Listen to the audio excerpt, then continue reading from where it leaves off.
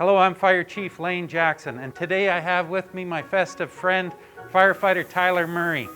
And we're going to share some fire safety tips for this holiday season.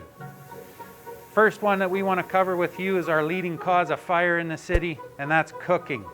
So some safe cooking tips that we have for you is always stay in the kitchen. Never leave cooking unattended.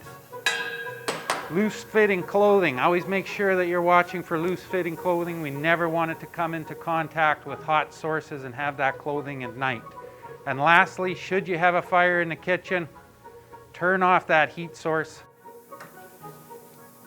Slide that lid across to smother the fire and call 911.